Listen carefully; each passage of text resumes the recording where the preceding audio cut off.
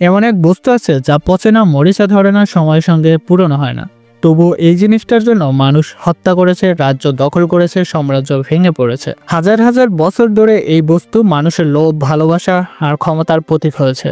এর নাম সোনা। কিন্তু জানেন কি, এই সোনা পৃথিবীতে তৈরি হয়নি, এটা এসেছে মহাবিশ্বের বিস্ফোরণ থেকে, এমন এক সংঘর্ষ থেকে যেখানে তার নিজেরই ধ্বংস হয়েছিল। আজ আমরা জানবো সেই বিস্ফোরণের গল্প, সোনার ইতিহাস, ধন, লোভ আর সভ্যতার গোপন কাহিনী। চলুন শুরু করা যাক। বিজ্ঞানীদের মতে প্রায় 4.6 বিলিয়ন বছর আগে, যখন পৃথিবীর অস্তিত্বই ছিল না, মহাবিশ্বের সংঘর্ষ হচ্ছিল দুইটি নিউট্রন তারকার মধ্যে। সেই সংঘর্ষের পর সৃষ্টি হয়েছিল অজস্র ভারী ধাতু, যার মধ্যে ছিল সোনা। এই কণাগুলো মহাশূন্যে ছড়িয়ে পড়ে আর পরবর্তীতে মিলিত হয় পৃথিবীর জন্মের সময়। অর্থাৎ আজ আমাদের হাতে যে সোনার গয়না, এক অর্থে তারা থেকে আসা ধূলিকণা, মহাবিশ্বের স্মৃতি। ইসলামিক দৃষ্টিতে আল্লাহ সবকিছুর স্রষ্টা। তিনি তোমাদের জন্য পৃথিবীতে সবকিছু সৃষ্টি করেছে, সূরা আল বাকারা। অর্থাৎ সোনা কোনো প্রাকৃতিক বা কাকতালীয় সৃষ্টি নয়, বরং আল্লাহ তাআলার সৃষ্টির এক নিয়ামত। ইসলামের তাফসীর অনুযায়ী সোনা ও রূপা মানুষের পরীক্ষার উপকরণ দেখা হয়, মানুষ তা হালাল পথে ব্যবহার করে কিনা। খ্রিস্টপূর্ব 4000 বছর আগে মানুষ প্রথমবার নদীর তীরে ঝিলমিল করা এক অচেনা ধাতু দেখতে পায়। তখন তারা জানতো না এর দাম কত, কিন্তু এর সৌন্দর্য তাদেরকে মুগ্ধ করেছিল। মেসোপটেমিয়া ও প্রাচীন মিশরের সোনার ব্যবহার হতো অলংকার, মূর্তি ও ধর্মীয় প্রতীকে। মিশরের ফেরাউনরা বিশ্বাস করত সোনা হলো সূর্য দেবতা, তাই তাদের মৃত্যুর পর দেহ মোড়ানো হতো সোনা দিয়ে, যেন তারা সূর্যের আলোয় ঝলমল হয়ে থাকে। যখন সভ্যতা বাড়তে লাগলো, তখন মানুষ বুঝলো যার হাতে সোনা তার হাতেই ক্ষমতা। রোমানরা তাদের সৈন্যদের বেতন দিত সোনার কয়েনে। ভারতের মগধ সাম্রাজ্য সোনা ছিল রাজাদের সম্পদ, চীনে সোনা ছিল সম্রাটের প্রতীক। কিন্তু এরপরে এলো এক নতুন যুগ। 1500 শতকের ইউরোপীয় অভিযাত্রীরা নতুন মহাদেশে পা রাখলো শুধু এক আশায়, সোনার সন্ধান।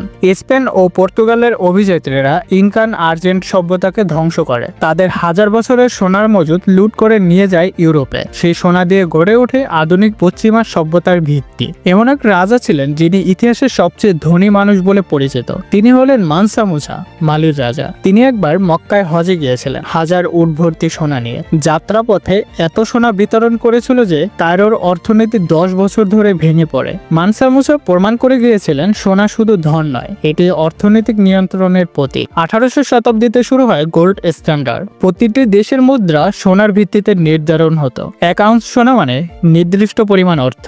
এটা অর্থনৈতিক স্থিরতা আনে, কিন্তু দেশগুলো সোনার উপর নির্ভরশীল হয়ে পড়ে। প্রথম ও দ্বিতীয় বিশ্বযুদ্ধের সময় এই ব্যবস্থা বিপর্যয় হয়। শেষ পর্যন্ত 1971 সালে মার্কিন প্রেসিডেন্ট রিচার্ড নিউক্লিন ঘোষণা দেন ডলার আর সোনার সম্পর্ক শেষ। তখন থেকেই সোনা অর্থ থেকে আলাদা এবং স্বাধীন সম্পদ হয়ে যায়। দ্বিতীয় বিশ্বযুদ্ধের পর মানুষ মনোযোগ দিল শিল্পে, তেল ও প্রযুক্তিতে।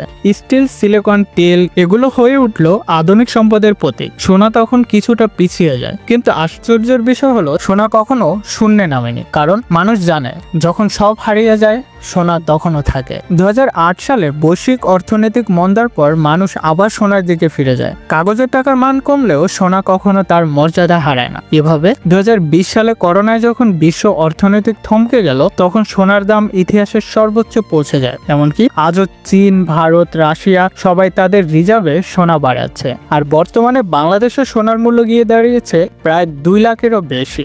ধারণা করা হচ্ছে সোনার মূল্য আরো বৃদ্ধি পাবে। সোনা আবার প্রমাণ করেছে অস্থির পৃথিবীতে একমাত্র স্থিতিশীল মূল্যবান বস্তু, যা সময়, রাজনীতি আর যুদ্ধের উপর টিকে থাকে।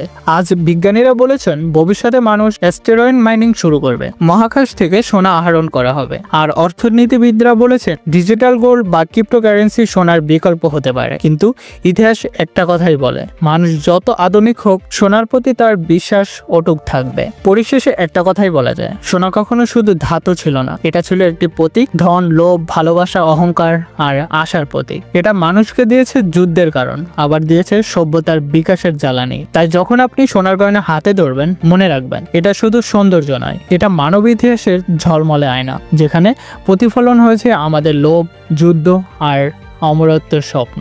এই ছিল সোনার ইতিহাস। এরকম আরো ইন্টারেস্টিং ভিডিও পেতে আমাদের চ্যানেলটি সাবস্ক্রাইব করে রাখুন এবং ভিডিওটি ভালো লাগলে অবশ্যই লাইক, কমেন্ট, শেয়ার করবেন। আল্লাহ হাফেজ।